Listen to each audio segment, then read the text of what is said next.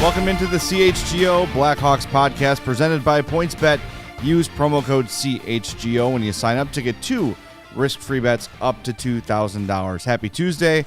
I'm Jay Zawaski with Greg Boysen and Mario Tirabassi. And if you're watching on YouTube, you can see we have a special guest with us in studio. It is Chicago Steel head coach and Notre Dame hockey legend, Brock Sheahan.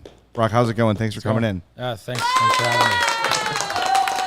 Our live studio audience approves of of the guest of the day, and you know it's getting to be draft time, and it's getting to be that's where our minds are going. And for those that don't know, the Chicago Steel play in the USHL. It's a Tier 1 junior program, the only one in the United States. And a couple years ago, I went out and dropped the puck at a Steel game when I was with the Score, and didn't really know what to expect. My God, it's great hockey. It is so fun to watch. In last year's draft, 9 USHL hockey players were drafted in the NHL Draft. So it's great hockey right in our backyard. Brock, tell us about the Chicago Steel. Tell us about the USHL. Yeah.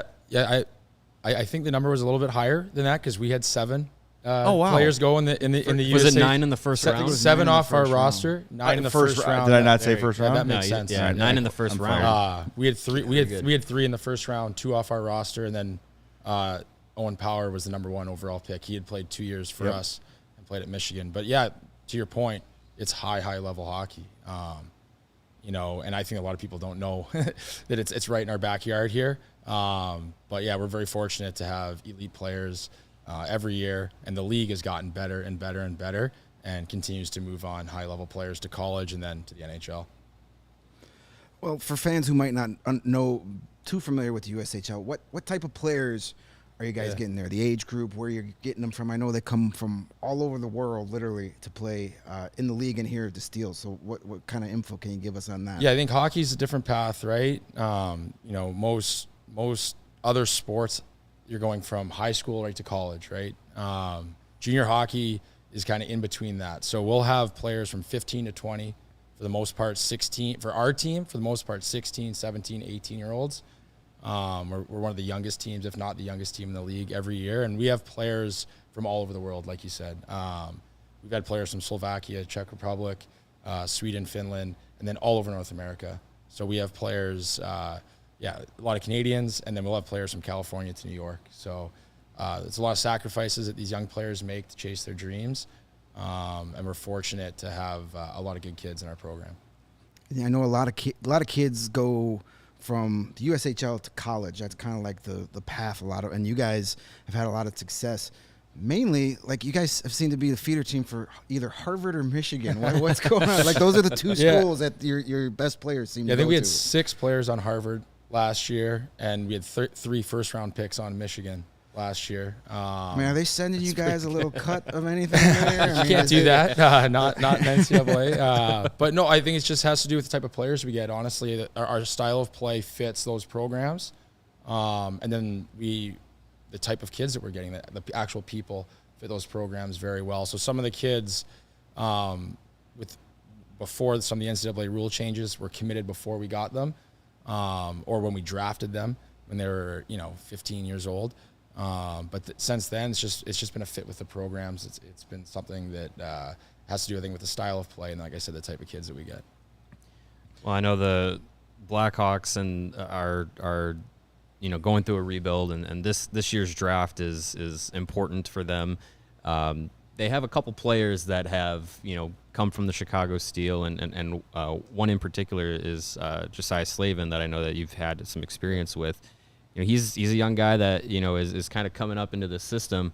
For a team like the Blackhawks, where they're at, and a player like Slavin, like where do you see him as his career has progressed, going from the Steel to college to now becoming pro? Like what kind of player is he, and what kind of person is he? How's he fit into the team? First off, he's an amazing person. I would say one of the most quality people we've had in our organization. In the 4 years, going on year 5 now. He's just a special person. We actually traded for him, and he just upgraded our locker room right away. He helped lead us to a Clark Cup final. We ended up losing to Sioux Falls. If we don't trade for him, we don't get there. And to me, he's someone, I actually skated with him last summer. He's exactly progressing the way that we thought we would once we had spent time with him. He's a high energy player. He has a high level of skill set. He's not the greatest skater, but his motor and his compete level are elite. And he's the type of guy that's going to add depth throughout an organization. And, I see him more in that bottom six role for the Hawks, which is what we thought he would get to. And I think just having a player like that in your organization is going to help. What's the relationship like between the Steel and the Blackhawks being so close together? I know it's not necessarily like like a minor league program, but I gotta imagine their scouting department is if they're smart, they're talking to you guys a lot. About these guys. I think most NHL teams. I think I've talked to every NHL team leading up to the draft. I know Mike Garman, our GM, he's talked to every team multiple times, whether it's their assistant GM, or scouts, the area scouts. We've had a few players drafted, and I feel like it's easier for them to get into the building. I know that in past years, like high-level management has spent time in our rink with the players that we've had there. I think a lot of times it depends on where the draft picks line up, like who's available and where our players fall in the draft and depending on the amount of picks. But I think I haven't looked at the Chicago draft board, but I think we have a couple guys that, like a Nick Moldenhauer who could be like a second round. I think he's got first round talent, but he's probably going to go somewhere in the second round, third round area. And I know it's someone that is definitely on their radar. The Blackhawks have 5 picks in the second and third rounds, so they got a shot at them. I'd say we have like 3 players that would fit that mold, depending on what an organization is looking for with Nick Moldenhauer, Zamplant, and Jake Livanovich. So I remember the first time I saw the Steel logo was on center ice at the Edge in Bensenville when we would go report on Hawks practices when they were there. And something changed, right? 2015, Larry Robbins buys the team, moves you from Bensenville to Geneva, and all of a sudden the Steel just start to just blast off from there. What was the key change there? Like what has sort of made the Steel make that next step from sort of a fringe thing to a really successful, blooming, and super respected program? Yeah, we have the resources to get the right people in place. We don't play in the best rink in the USHL, not by far. Like, we love Fox Valley; it's our home. Our the guts of the facility, our area is high level as far as it goes for junior. Just the way the kids are taken care of, the ability to train with the weight room. We have a really good weight room that's getting upgraded. Our relationship with GVN, who's based out of Chicago, they train a lot of high-end NHLers. They're connected with the U.S. national development team. But I think the most important piece is Larry Robbins as an owner is aligned in our goals as an organization. Development of the individual is what we're here to do. Junior, that's what junior hockey is supposed to be. Mm-hmm. But, you have to, a lot of times what happens is winning gets in the way of developing players, honestly, at that age. And our main focus is to develop the individual. And if you don't have the support of ownership, management, as a coach, you can't do that. So I think our first season, actually Greg Moore is our head coach, Ryan Hardy, who's now with they're both in the Maple Leafs organization. Ryan Hardy was a GM. We started 2-8. And in a USHL season, like if you look at the last couple of years, you start 2-8. We're not talking about a couple of weeks here. We're talking, at the start of the year, you're usually playing 2-game weekends throughout the year. There might be a 1-game weekend, and early in the season, there might be an off weekend. You're talking almost 2 months, and that's when a lot of times moves are made. People lose their jobs. Not in this case, because Larry, in connection with Ryan and our hockey staff, could see that our process was what we wanted to do. The players were getting better. The results weren't there, and it's easier said than done. It's tough you think about the Hawks or how, at the NHL level, results is everything. For us, we don't really talk about winning. It's been a result of what we do as a program. And I feel like the most important piece is that our players, when they leave the Steel, they're much better for it. They have lasting habits, and, you get to see them, like an Owen Power. I watch him play his first couple games, and I'm like, man, those are things he learned with us. Mm-hmm. It's pretty cool. Well, sort of on the same track, you guys are.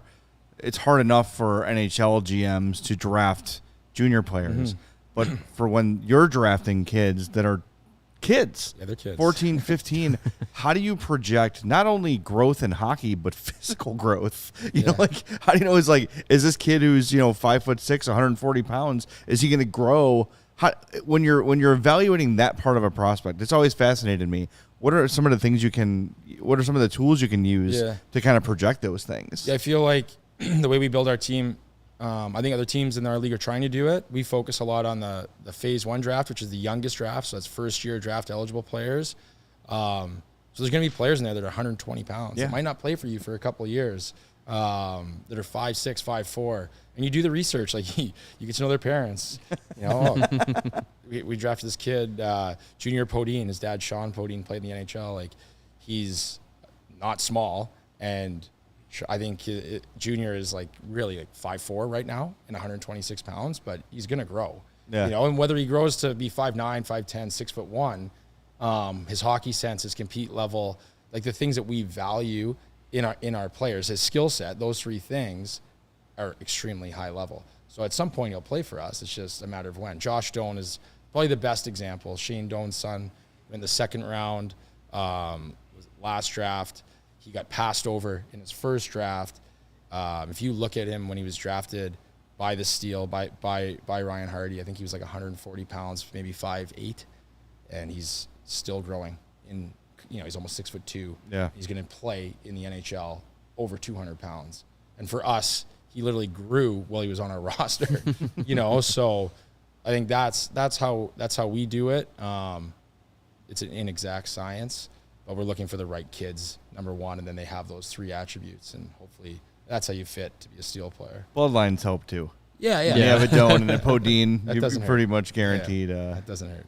There, kind of piggyback off of that one. I spent 2 seasons scouting in the North American League, which was same level but lower tier than USHL for those not familiar with it. Another junior league dealing with, essentially teenagers. Mm-hmm. So I know, just working there, that general manager, head coach, you wear a lot of different hats during the course of a season. You're not just going behind the bench and coaching. There's 100 different things per day you got. So what other kind of things, besides making sure your team is prepared and winning hockey games, no pressure, but what are kind of the other things behind the scenes that in a daily life of running a junior team? Yeah, for us, we're trying to do things at the highest level. So it's their schedule.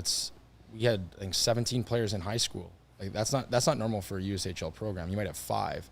So making sure they're on top of their education, that the schedule's set up properly, that they're doing study hall correctly, that they're on top of their school, that they're eligible, not only eligible to go to a school, but you're talking about kids going to Harvard, Michigan. I mean, we're not talking about just any school here. There are academics. They need to be done at the highest level. And then the travel, making sure we tender, so that's another thing. Forget about drafting. We usually try to tender 1 or 2 players. So this year we tendered 2 06s. So making sure that we get the right player, the highest level player possible that fits our style of play. So we're having kids come in on visits, making sure they fit our culture, community service. There's a lot of that, and then just making sure that our players are getting what they signed up for, what we promised. Not everybody gets to play on our roster. So we'll have guys in development roles, guys that'll play 40 games for us instead of 60, and they making sure that they're actually getting better that way. It's better for them with where they are as a 16-year-old, so that in the next season they can step up and take the reins. And that's how we've been able to build a sustainable model, but it's a lot of work. It's not just showing up to the rink at, 1 o'clock going out for practice. We're there from 7:30 to 6 and with our staff and doing everything we can to help the player.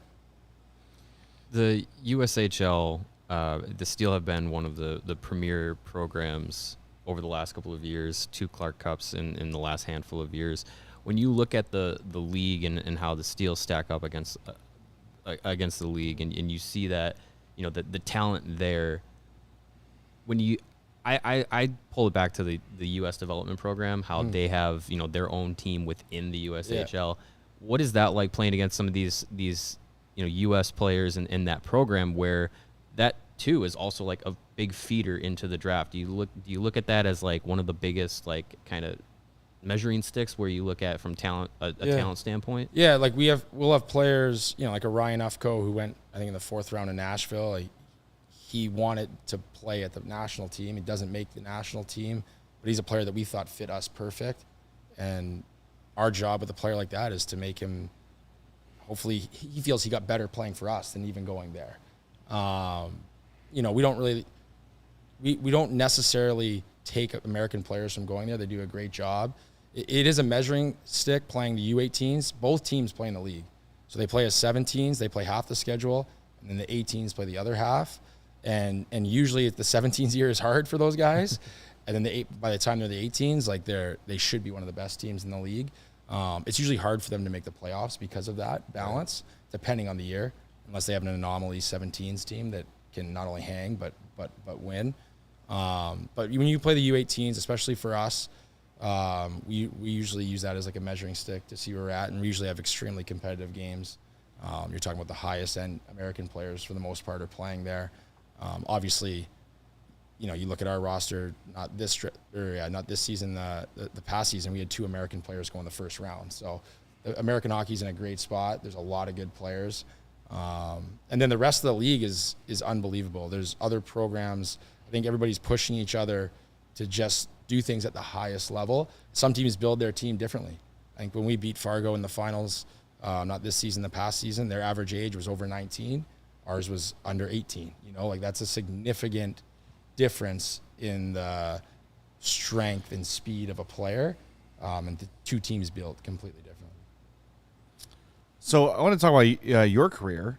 You played 4 years at Notre Dame, then you wanted to play in the ECHL, DEL, AHL. Mm-hmm. When did you decide you want to be a coach? Is that something you've known you wanted to do for a long time? Was that kind of your trajectory? It was something I love the game of hockey. I always have. I especially at Notre Dame, I feel like Coach Jackson, Coach Pooley, Coach Slaggert, those guys had a huge impact on my life, and I really think they helped mold who I am today as a person, as a father, as a husband.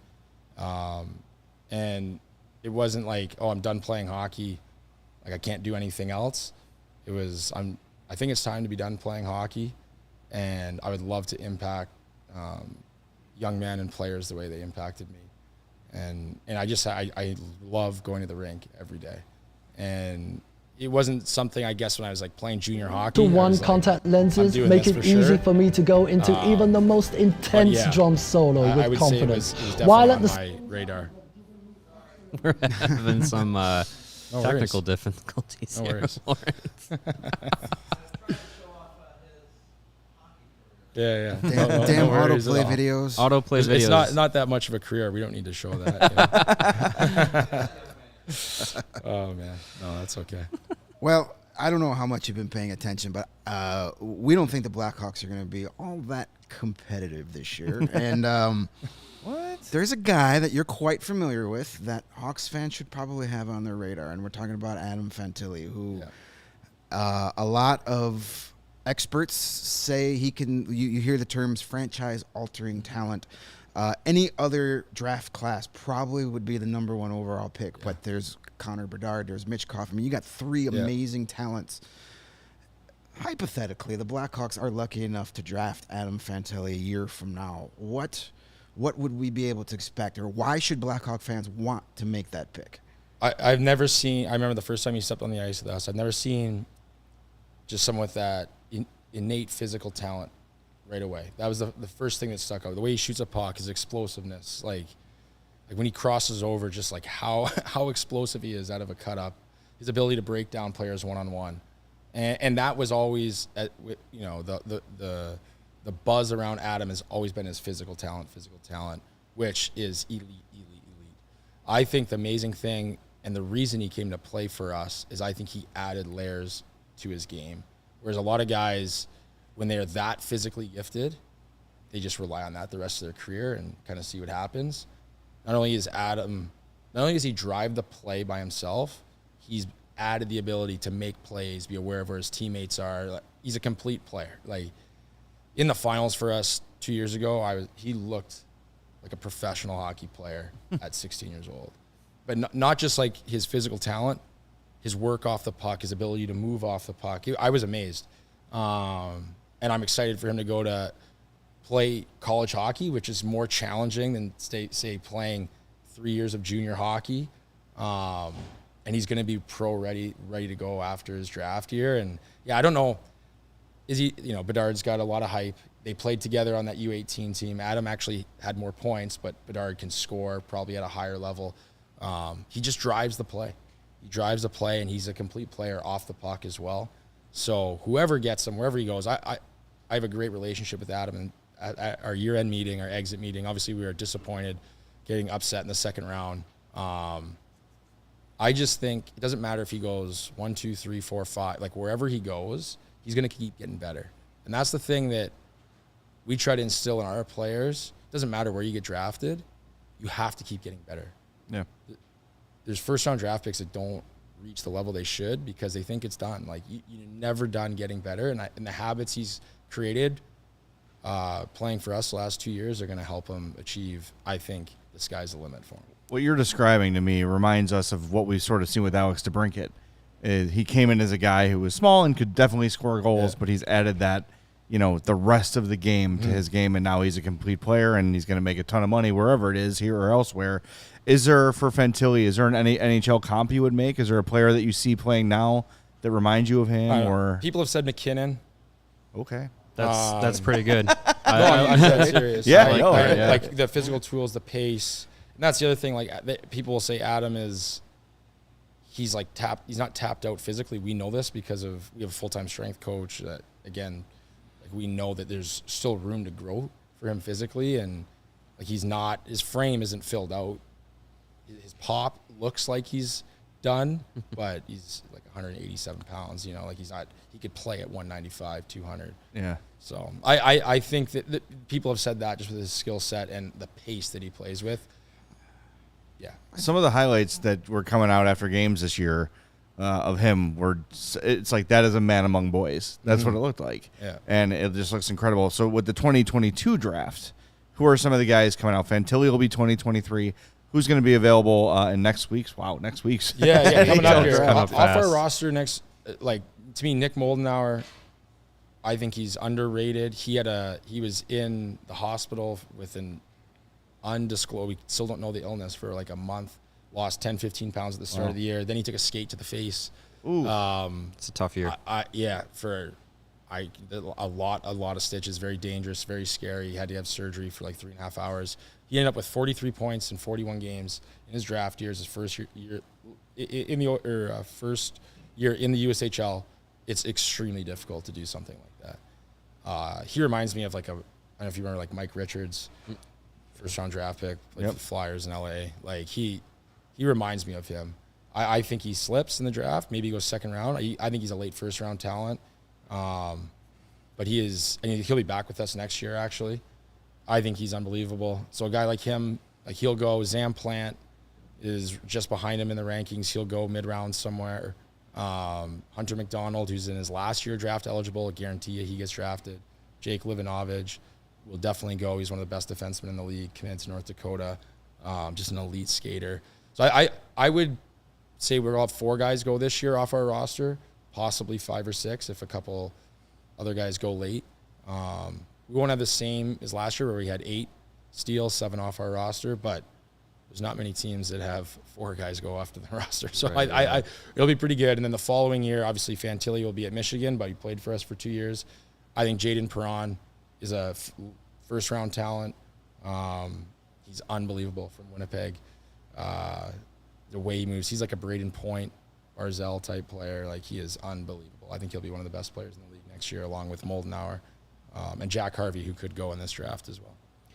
It's interesting. The USHL, Chicago Steel, the path of development is so important because like you said, you're taking kids in drafts at 14, 15 years old, players at 16, and you see them progress into draft eligible prospects, and then from there it's on to the teams that draft them and whatnot, or colleges.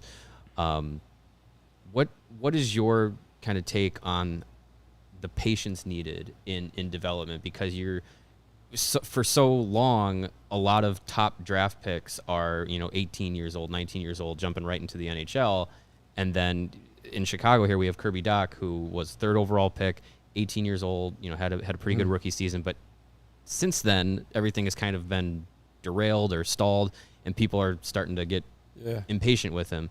What is the role of development through the years, and what do you see as being one of the most important things to have in that path? Patience is huge. I think it all depends on the player, right? Where they're at physically, where the organization is at, as far as the NHL team. But like for us, like we look at a guy, I'll use Nick Moldenhauer again. He's going to be a high draft pick, second, late first round, second, third round draft picks. Those guys are high picks. He's going to come back and play for us because it's right for him to dominate a league. Do you know what I mean? And then go to college and then play pro. A guy like Jackson Blake, 4th round pick that played for us last season, led our team in scoring. He's just physically not there. He might be one of the most talented players we've ever had.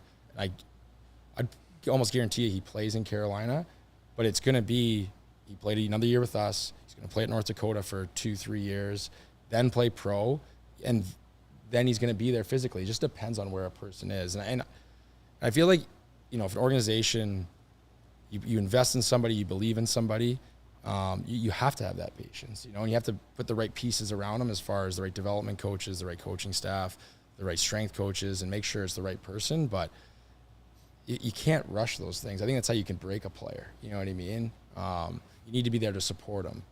And at least especially at our level, that's what we're trying to do, is set our guys up so they have the tools to be successful when they leave us. Yeah, the balance of development and winning has to be a challenge, and you guys are doing a great job of doing both. Yeah. And I think, I've sung the praises of Steel games many times, but if someone's on the fence about going to see a game next year, what would you tell them? Yeah, I think it's extremely high level hockey. Like, obviously we're not the Hawks, we're not even the Wolves, but we might have more first round draft picks playing. Do you know what I mean? Like, they're just younger, right? Like, we'll have Macklin Celebrini and Michael Haig, 2 2006 tenders for us playing first next year as 16-year-olds. Celebrini is a first round pick in the WHL. Michael Haig would have been a top 3, but he tendered with us. He's 9th in the OHL. Like, these kids they were at our camp. I was so impressed. I knew the type of kids we're getting and how talented they are, but you're talking about 2 of the best North American 06 birth year players in our backyard, not to mention the guys that are going to be drafted that we're already talked about, or Jaden Perron that's a first round talent. And then our style of play, we like to score goals. So we score a lot of goals. I think we've averaged the most goals in the league the last 3 years. 2 years ago, we were almost scoring 5 goals a game. So it's a lot of fun. They are young, so they're going to make mistakes. It's a different brand of hockey, but the skill set is absolutely ridiculous. And if you have young kids, I'm sure they would enjoy it. Well, I think it's a perfect time for Blackhawk fans to jump on and start paying more attention to Steel, as the Blackhawks are just in the beginning of tearing it down and starting over. I think Blackhawk fans are going to be looking to the future more than they ever have been before in the last 12 years. Now's the perfect time to go take the short drive out to Geneva.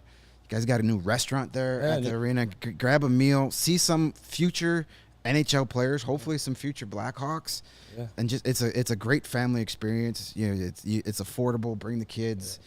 It's a great time. I recommend it to anybody who wants to check out some and it's great hockey.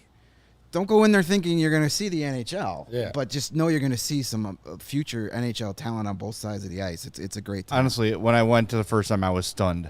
I was like, this is awesome. This is great. Like, the hockey was great. It was fast-paced, high-scoring, without it being like, I think there are low leagues that make it kind of gimmicky. This is just flat-out awesome hockey from really young players with bright futures. To me, it is the best minor league ticket in town.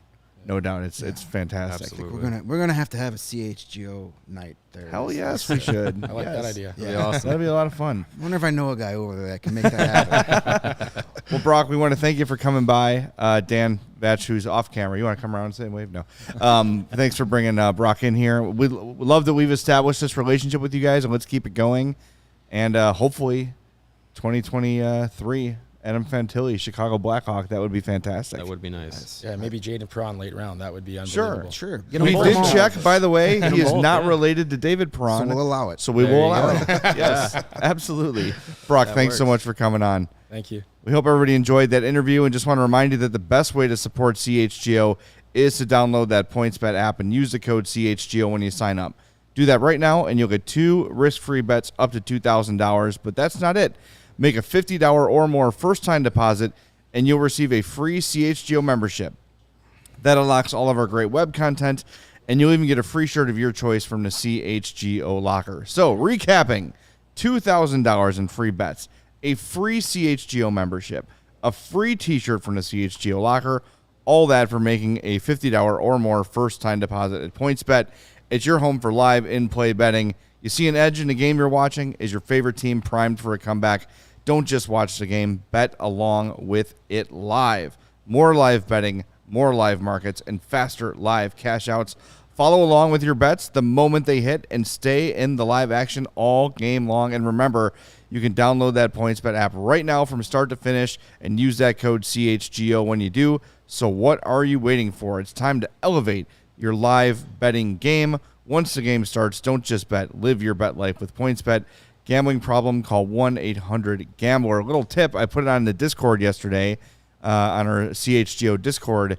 Logan Cooley, who Chris Peters liked as the number 1 overall pick, was plus 900 to go first overall in the draft. So you got a couple extra bucks laying around? Take that bet. Not a bad bet. That's good value. Put a few units on that bet because Bob McKenzie's prospect rankings came out and Shane Wright was not number 1.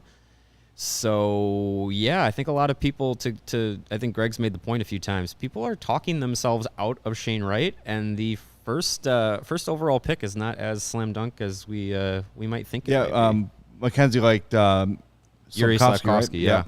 So it's something to keep an eye on. But I saw those odds, and who knows if they've moved since I placed the wager myself yesterday. But very, very pleased with that one. Yeah, that would be I mean, we're gonna have our draft show on Thursday night, and a few weeks ago I was thinking, wow, the first few picks will be pretty predictable, and now it's just like it's opening up. It's kind of fun to have a draft where you don't know who's going number 1. We haven't had one of those in forever. A few seasons. So it's kind of fun. I mean, we thought that was all said and done at Shane Wright, but now who knows? Hey, I mean, last week the NBA draft, people made a lot of money on Paolo Banchero going first overall because his odds went crazy. Like he was up 25-1 at one point to go number 1 overall. Yeah. And so bettors were kind of just not hammering it, but like hammering it. Starting to, yeah. And, Woj had a tweet that went one way in the morning and then the lines went crazy. And then, so yeah, people made some money, including Jake Flanagan, our GM. Hey, there you go. A little $6 points bet made $115 for him. Wow. Imagine having the influence of Woj. Where you just tweet something somewhat vague and it moves the lines on the draft. Imagine when you're wrong. And then, being wrong. It's pretty rare, though, with that guy. It's quite the roller coaster. I'm sure that makes the stomach churn. I'm a Shams guy myself. Shams. Mario knows what I'm talking about. So if you're placing some wagers on who's going to be selected in what position, you're going to need a strong stomach to have those bets out there. And to help you with that, get yourself some Athletic Greens and their AG1 formula, designed to improve your gut health, optimize your immune system, and give you more natural energy. In just 1 scoop of AG1, you absorb 75 high-quality vitamins, minerals, whole food source superfoods, probiotics, and adaptogens, and they help you start your day right. If you have different dietary restrictions, whatever they might be, dairy-free, gluten-free, keto, paleo, whatever it is, with AG1, you're good to go. It's easy to incorporate into your life no matter how busy you might be. It's just a small, once-a-day habit with big benefits. Right now, it's time to reclaim your health and arm your immune system with convenient daily nutrition. Just 1 scoop and a cup of water every day. That's it. No need for a million different pills and supplements to look out for your health. To make it easy, Athletic Greens is going to give you a free 1-year supply of immune-supporting vitamin D and 5 free travel packs with your first purchase. All you have to do is go to athleticgreens.com/CHGO Blackhawks. That is athleticgreens.com/CHGO Blackhawks to take ownership over your health and pick up the ultimate daily nutritional insurance. All right. Luke Richardson is still the Blackhawks head coach. Yes, 24 hours later. He will be introduced to the media tomorrow, Wednesday, at Hawk Quarters. No, not Hawk Quarters, the Blackhawks store. Sorry. The Blackhawks That is the store. old Hawk Quarters is such a better name. I'm sorry. 1999 call, Jay. Yeah. I'm with you, Jay. I like Hawk Quarters. Why would you change it to Should have had it at Gunzo's. I know the Blackhawks store tells you a little more what it is, but Hawk Quarters, that's a great name.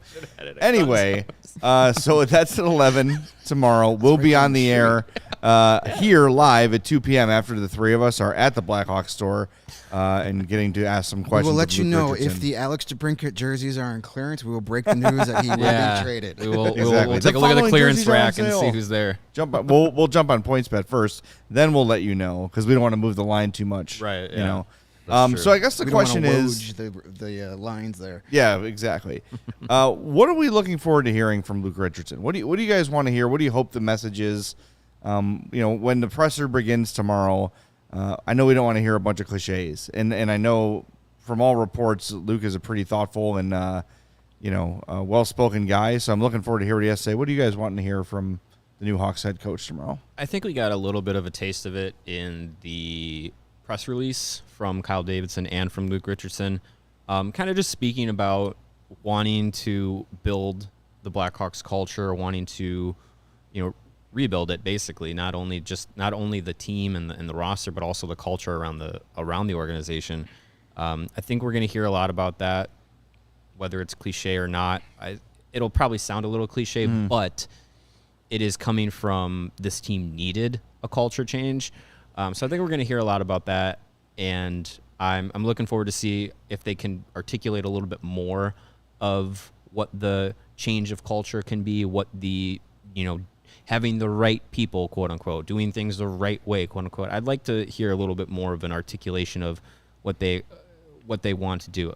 And I think Richardson in his press release statement said something to the effect of like, I want to have trust with my players and have that be kind of like a two-way street, and because trust with the players, trust with the organization, it all comes down to more open and honest communication, and I think that that's something that the team will really benefit from, and from all accounts it seems like that's something he can bring.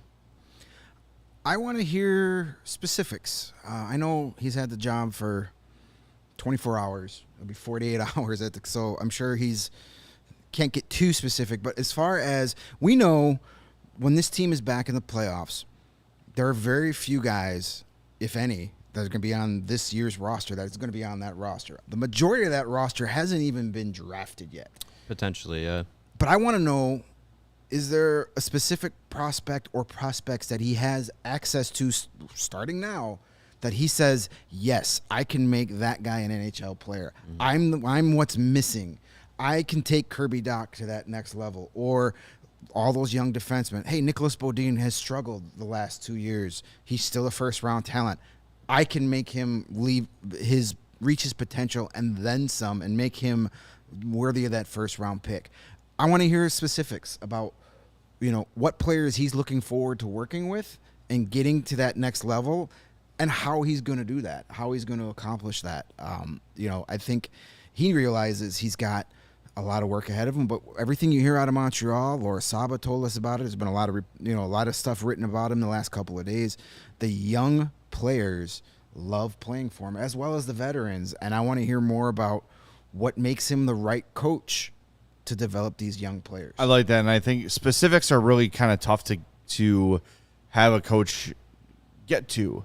So the fact that we're there can be good when we can ask about specific players. It all depends on how the thing goes, and he might say we're off the hop. Like, look, I haven't really had a chance to really dive into the roster yet, but I would like to hear. Like, hey, Luke, I'm going to go down a list of players. Who do you think is here? Who stays? Who goes? Because something about this attracted him to the job. Because look, Luke absolutely. Richardson, if he wanted to wait a year, right? And Montreal's probably going to bounce back a little bit from this season. They had so many injuries and so many things go wrong.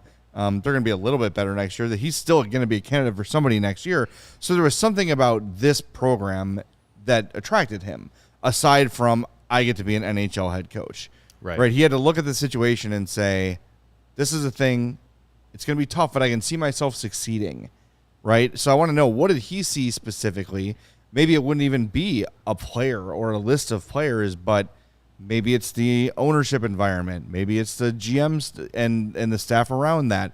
Who knows? That's what I want to know. What you take a look at the Chicago Blackhawks as they stand today and where they could potentially stand a year from now with Kane and Taves gone and potentially DeBrincat traded and yada, yada, yada.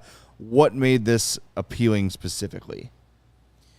Yeah, the idea that if he didn't get this head coaching job, he would have gone back to Montreal because he wasn't really tied to any other head coaching vacancies. Yeah, I think that's a really good way to look at it. Like, what about Chicago made it so intriguing that he would leave a position that he had some comfort in, he had some time put in Montreal, and could have the Canadiens are one of the top marketed teams across the league, especially being an original 6 team in Canada. Like, eyes are going to be on you.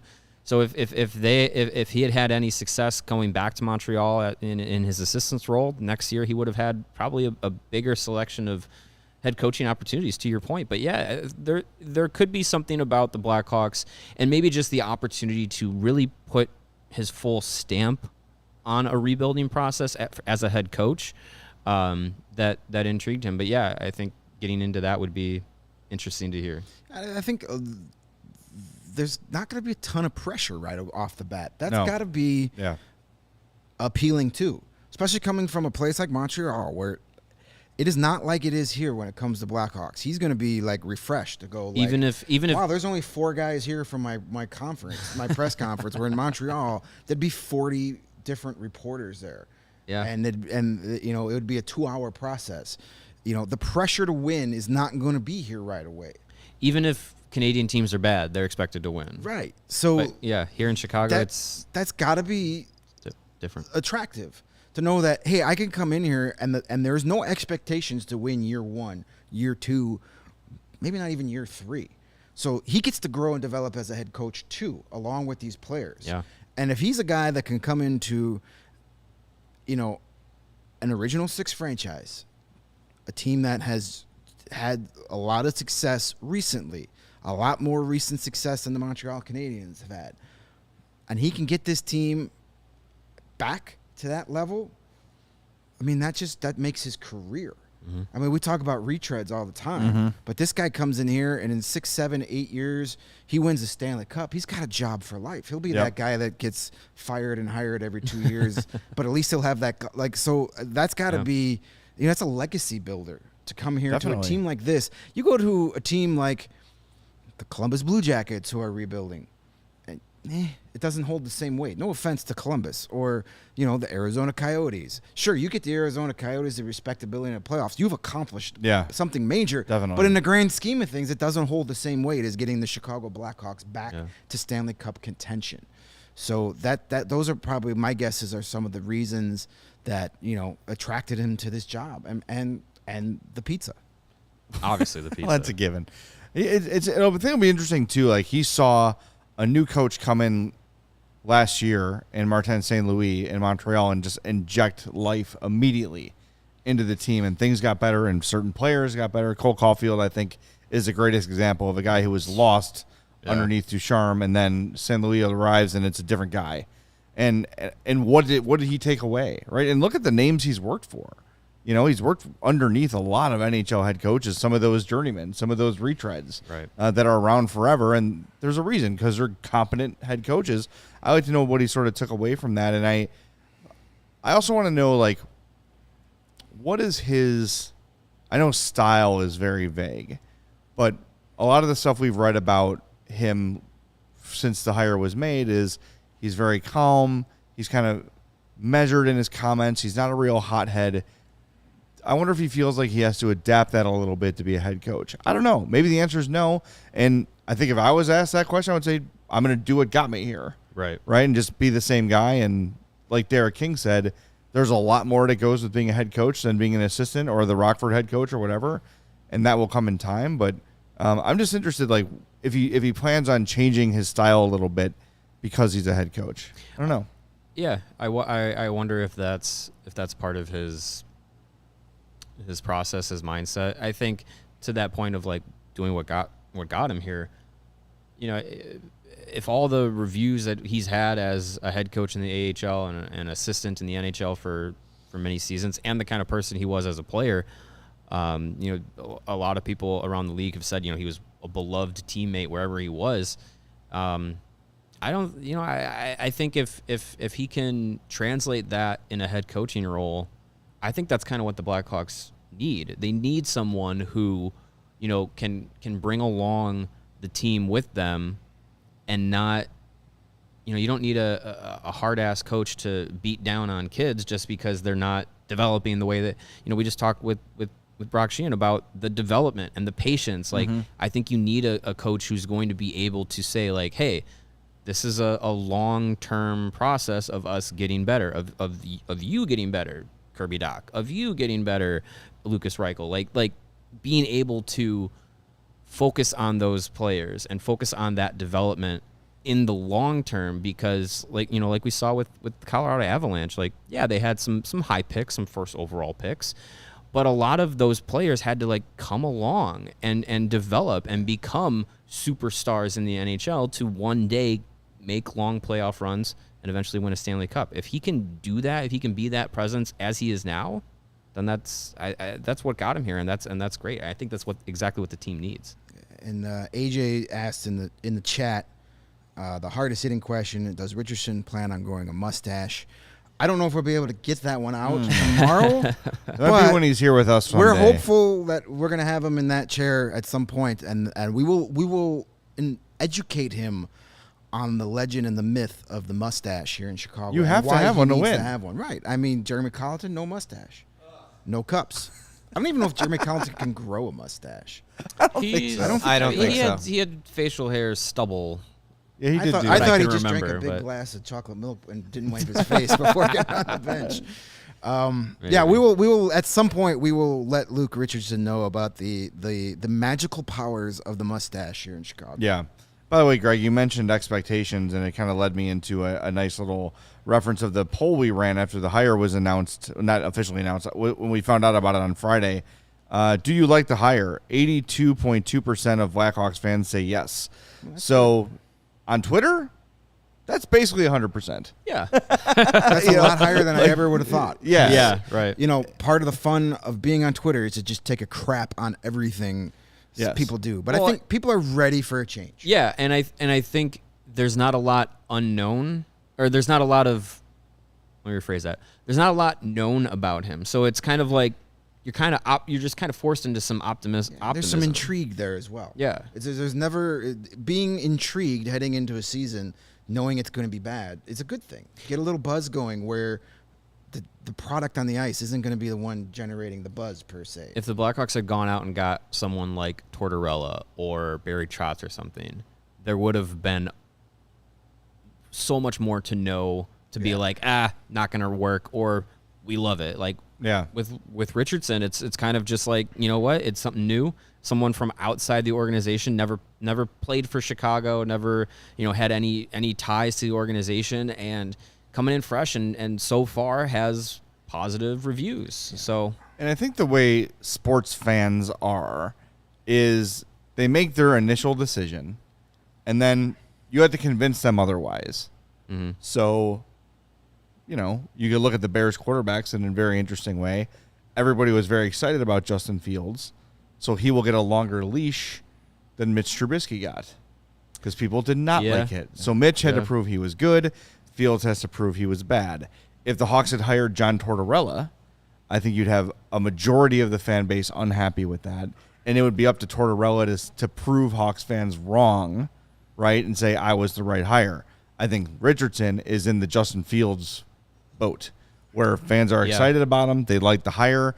They're going to give him the benefit of the doubt, so he probably gets another year and a half before people start to get really, really, really critical about it. And I think him coming from outside the organization favors that as well.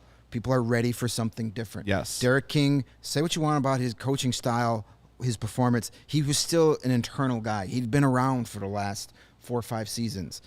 This is somebody coming in from a different organization. It's a fresh set of eyes. It's a fresh set of ideas. It's something different.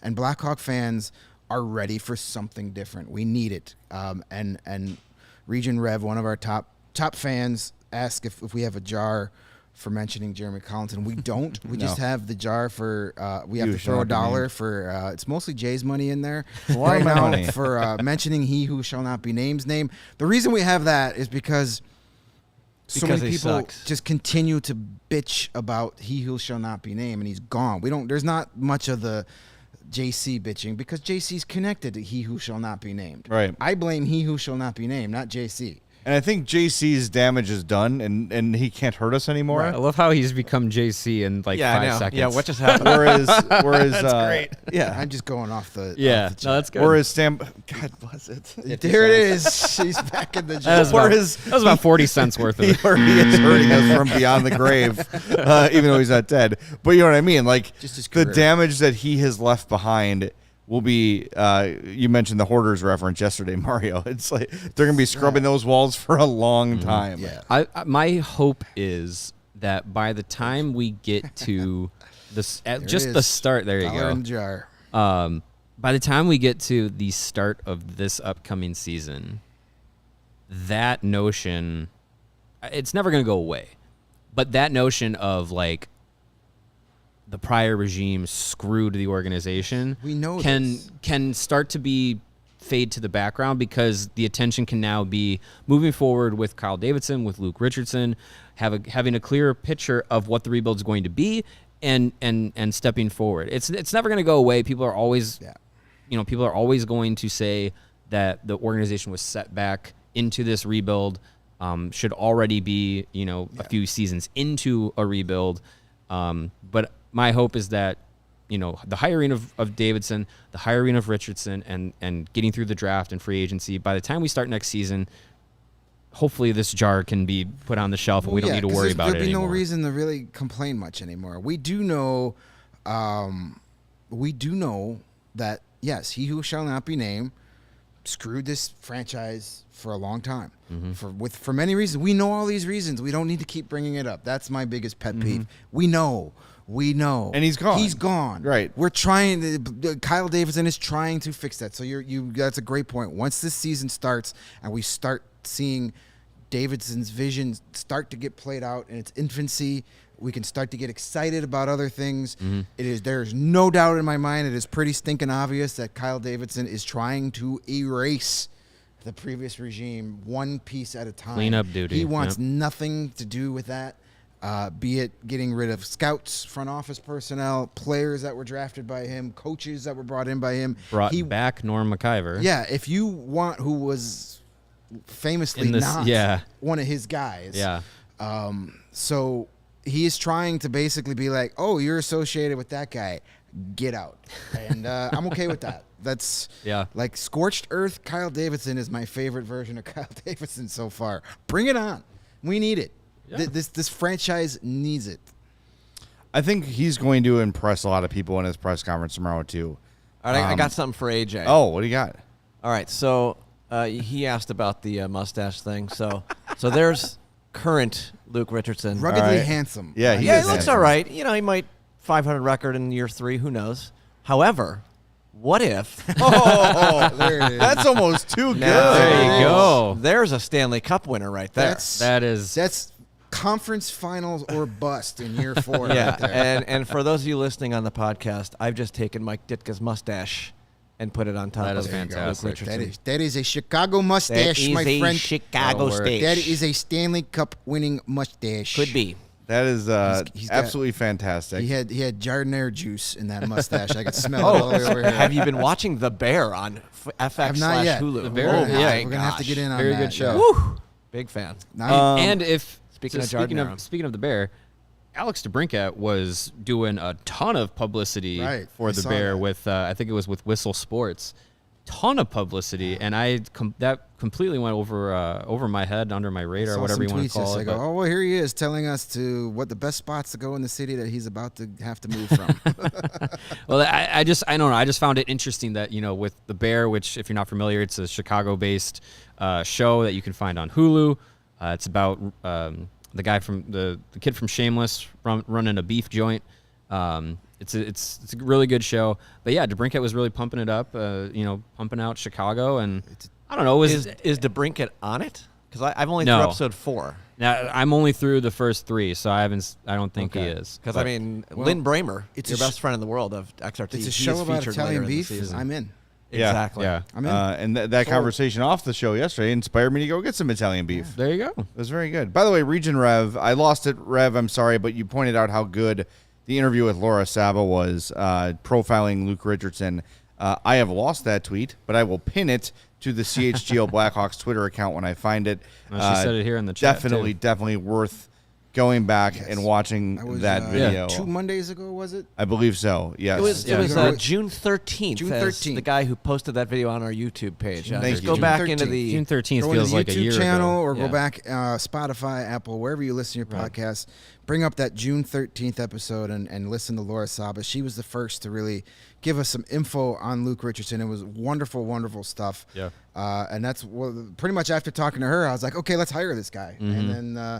And then Kyle Davison watched it and said, yeah, I'll hire that guy. There you go. So we can thank Laura Saba for getting good. Luke in Chicago. We'll point that out to him tomorrow, too. Well, we want to remind everybody to go back and listen to all the old podcasts. Listen to them over and over again if you can.